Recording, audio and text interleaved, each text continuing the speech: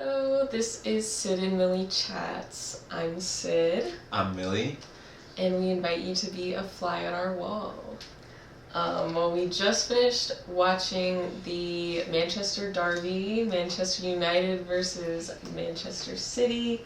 Obviously got the win, 2-1 Manchester United. 2-1 win. Mm-hmm. Yeah, fantastic. Love to see that. Manchester is red once again. Yes. I mean, what are your thoughts, Millie? Yeah, we'll just get right into it. Well, first of all, 2-1 win. I think, United played fantastic. From start to finish, that was a really full 90-minute performance, I think, overall, playing against a fantastic team that is obviously in terrible form. But I don't think City was really dangerous at all. I think United did a fantastic job of containing them, keeping them in non-dangerous positions, and the chances they did have were, half chances at that. A little upsetting to give up another set-piece goal, Right. but it was, again, kind of like a freak thing. It got deflected, kind of went into the box almost by accident, and ended up falling perfectly to a guy. But other than that, United really put on a good performance. So yeah. Yeah, agreed. There were lots of positive notes. Yeah, from the game. Definitely. What were your thoughts on Ruben Amorim's choice to leave Rashford and Garnacho off the team today?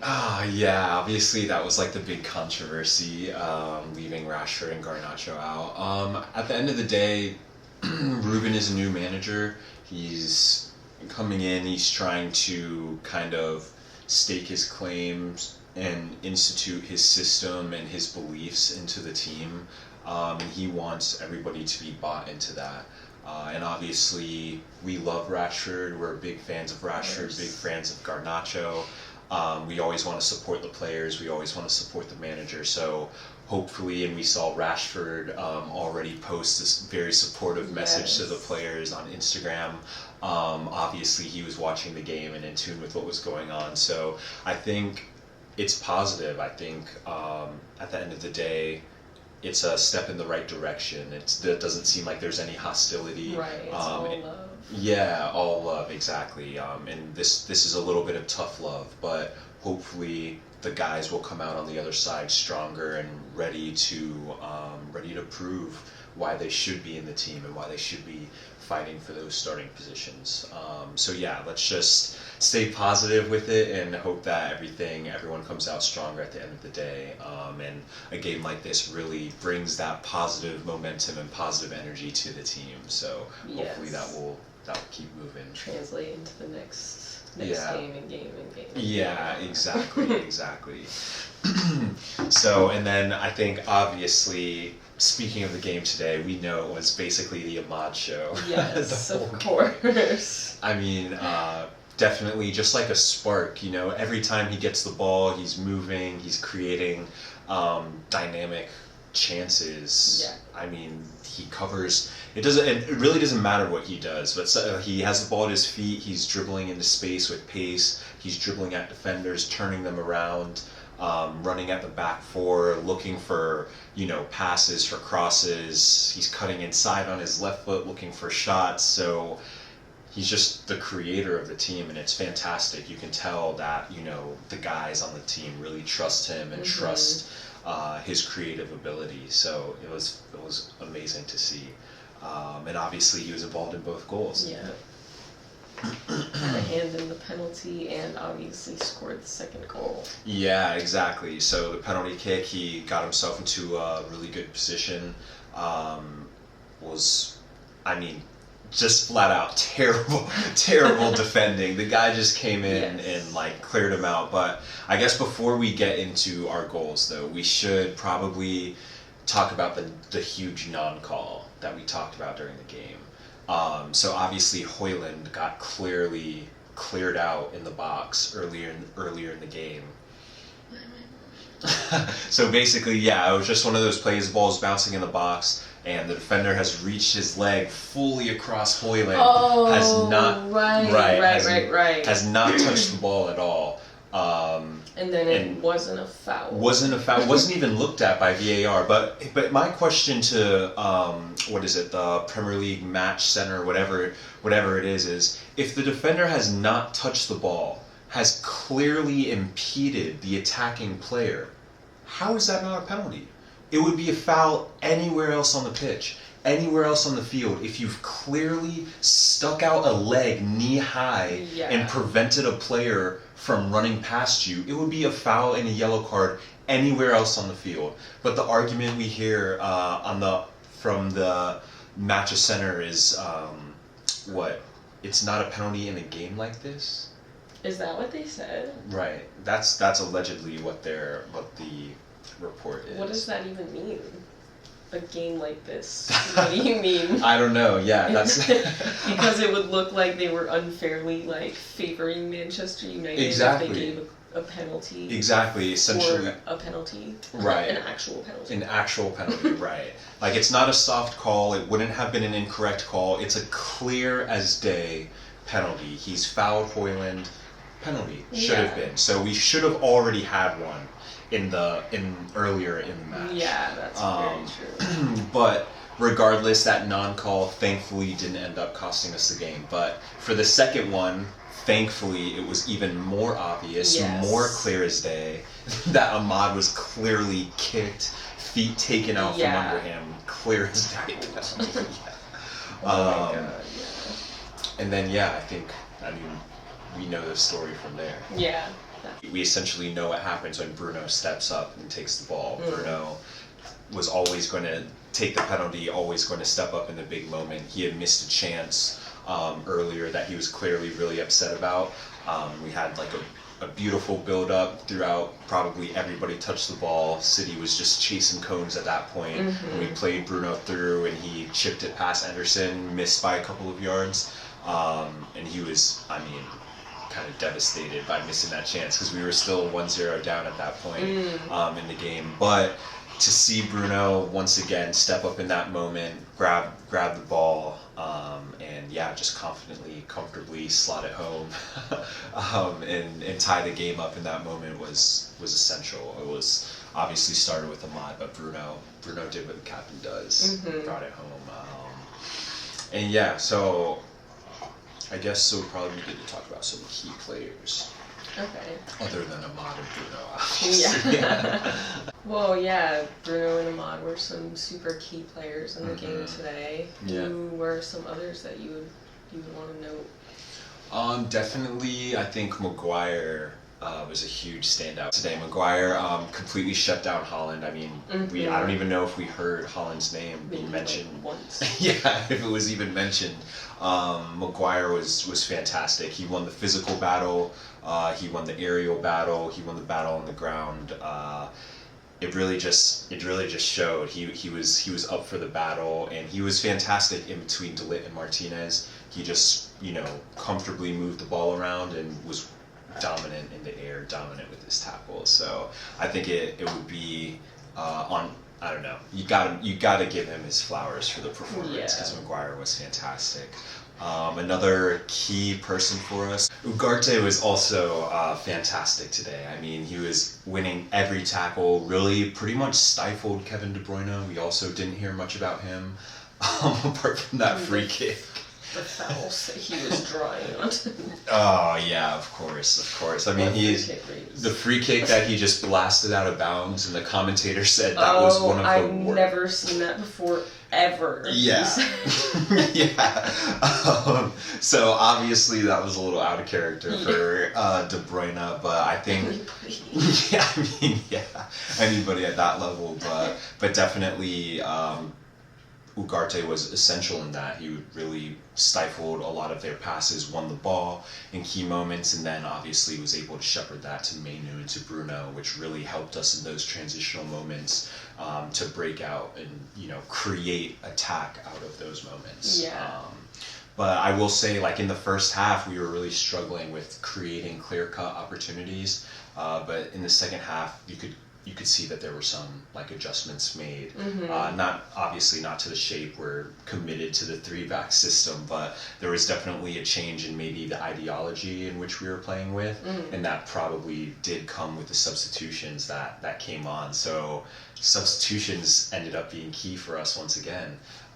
Once Ahmad, or not Ahmad, Ahmad obviously was on, but once Anthony and it was a 3-person substitution. It was Anthony, Euro, and Xerxes. Oh. Zerky that came on, and they really brought some different energy, some different dynamics to the game, which I think really allowed for United to kind of bring that I don't know, the change that we needed to turn the tide of the game. And so Yeah, what kind of was like the change or the shift in ideology? Like what?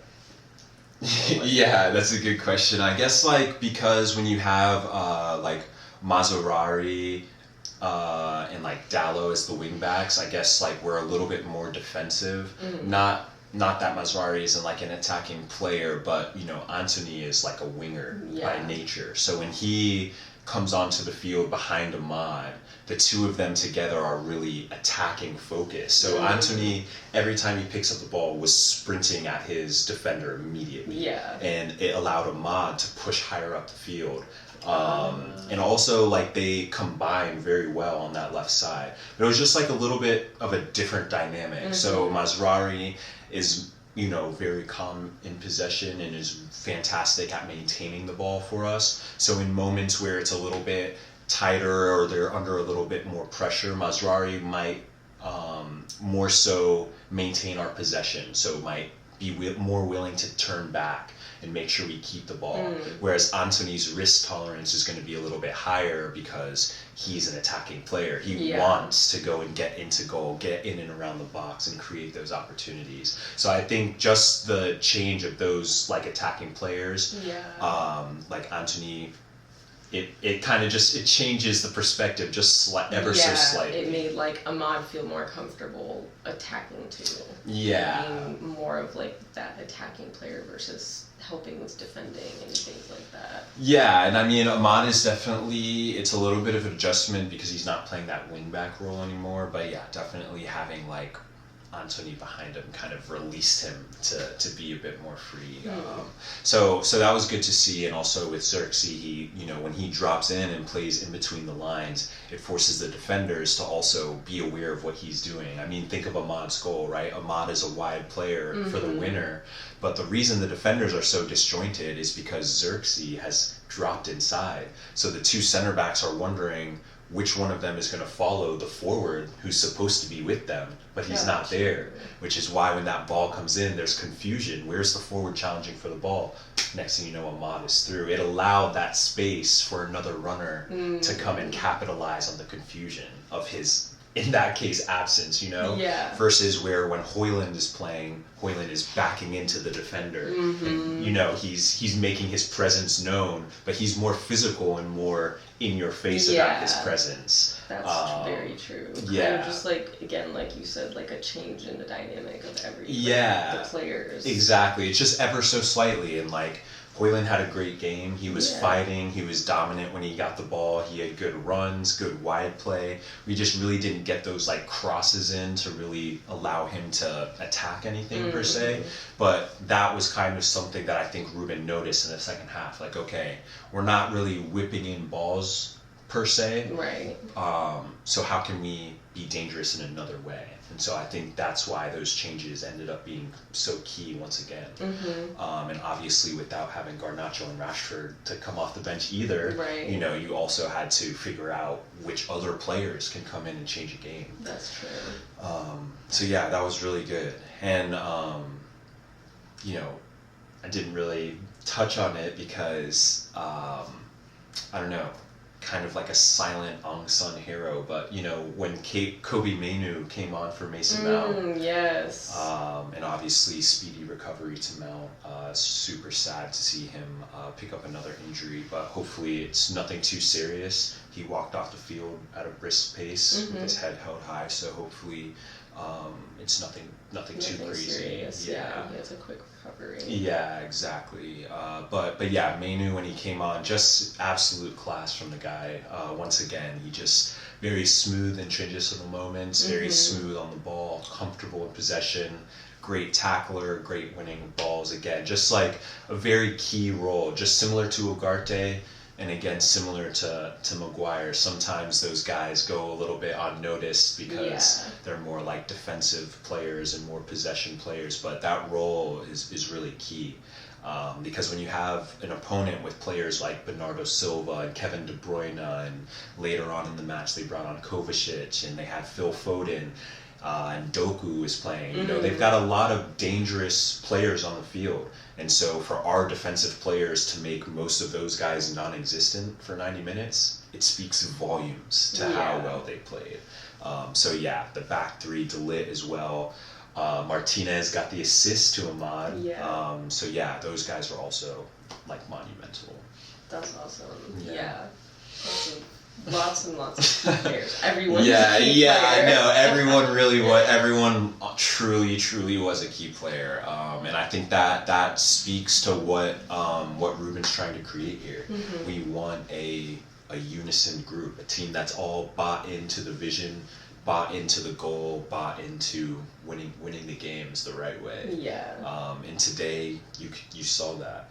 I think afterwards, Ruben was saying in the post-match interview something about like, up until the 80th minute, we were 1-0 down. And so, don't necessarily look at the result, but look at how we played. Right. And I think it is a good point because obviously we turned the tide of the game late on. But I think overall it was still a very like positive performance. Once again, showing that big teams it doesn't matter. Like these guys are not afraid of big teams because United themselves are a big team. And I think now we're finally starting to see that. We're starting to see other teams being forced to like respect that and honor that because once again we saw times today where City was forced to sit back. City was having to watch United possess the ball whilst they were having to defend for long periods of time.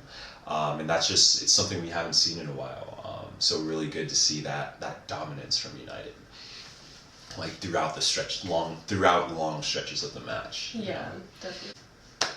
Anything else you wanted to touch on? Honestly, I think that's probably the closing chapter. It was a fantastic game. It was. I think pretty obvious that Ahmad was a massive hero. Another massive performance from Ahmad, which we love to see. We love that Ruben trusts him and is giving him this opportunity to truly shine, and it's bright. He's shining bright. Yeah, he is.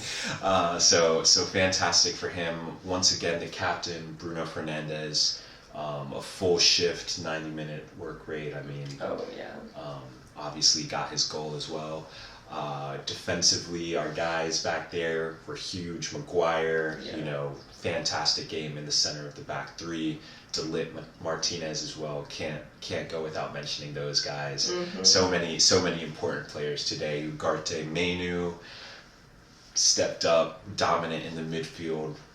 Really key players for United today, and the attacking group that started the game and the attacking group that ended the game were massively influential and massively important to the way that United played today. So shout out to Ahmad, fantastic finish, fantastic goal, great celebrations. Bruno, I know. I mean, so good. You just gotta love that. I mean, quiet down. The city, we know what color the city is. When we were walking down the streets of Manchester, it was obvious. That's it was very obvious which way that city leans. So it was great to see the lads kind of embody that today. And dominate. So Manchester is red, as we know and always believe, and it was a great game, and excited to see next week's game as we head into the Christmas season, the holiday season, and that's basically all. Yeah. Nice. Well, those were our thoughts on the Manchester Derby today. If you made it this far, thank you for watching. See you next time. Nice.